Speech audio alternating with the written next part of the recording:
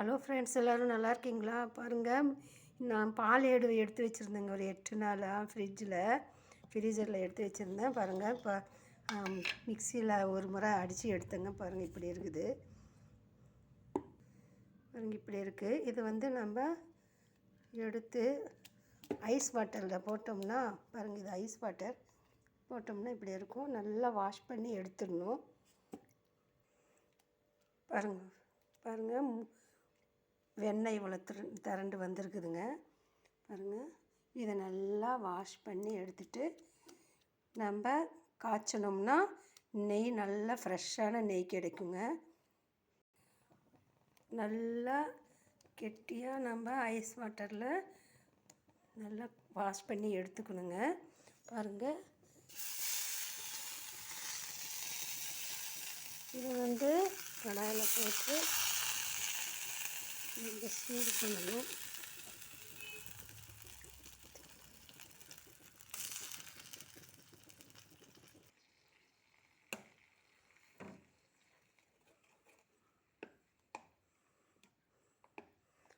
Ice வாட்டரில் போடவும் நல்லா கட்டியாட்டம் ஆயிடுச்சிங்க. வெண்ணெய் நல்லா உருகுது பாருங்கள்.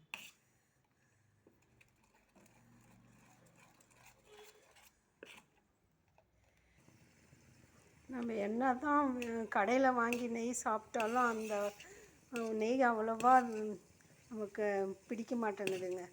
நாமளே இது மாதிரி நம்ம வீட்டில் வெண்ணெயை சேர்த்து வச்சு ஆடை எடுத்து சேர்த்து வச்சு வெண்ணெய் எடுத்து நம்ம உருக்கி காய்ச்சினோம்னா அந்த நெய்க்கு வாசம் ரொம்ப அதிகமாக இருக்குங்க. நாமளாக செய்கிறதுனால இன்ட்ரெஸ்ட்டாக இருக்கும் நம்ம சமைக்கிறதுக்கும். இது பாருங்கள், நல்லா பெரிய பெரிய பபுள்ஸாக வருது.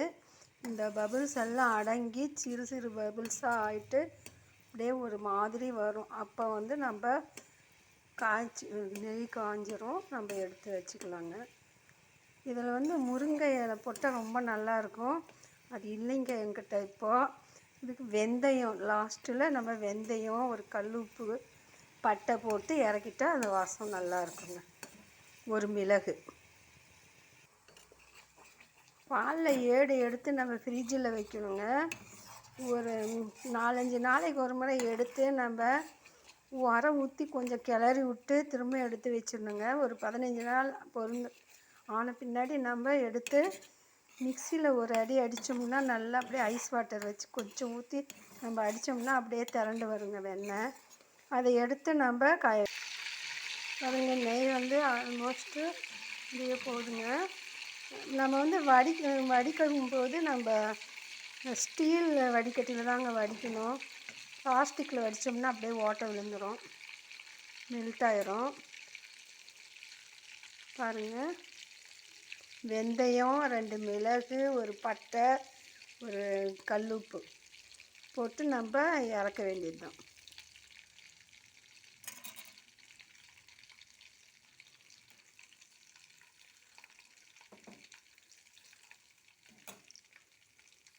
கருவேப்பிலையும் 2 போடலாங்க. பாருங்கள், போட்டிருக்கேன்.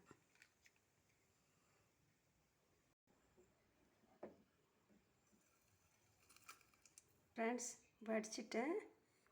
இவ்வளோ பியூராக பாருங்கள் நெய் எப்படி இருக்குது. நம்ம கடையில் வாங்குகிற நெய் அவ்வளோவா வாசம் இருக்கிறது இல்லைங்க. இதில் ரொம்ப வாசமாக இருக்குது. காய வைக்கும்போது அப்படி வாசம் இருந்துச்சுங்க. நீங்களும் இது மாதிரி செஞ்சு நெய் யூஸ் பண்ணுங்கள். நம்ம எடுத்து வச்சு இது மாதிரி நாமளே செஞ்சுக்கலாங்க. செஞ்சு பாருங்கள் ஃப்ரெண்ட்ஸ்.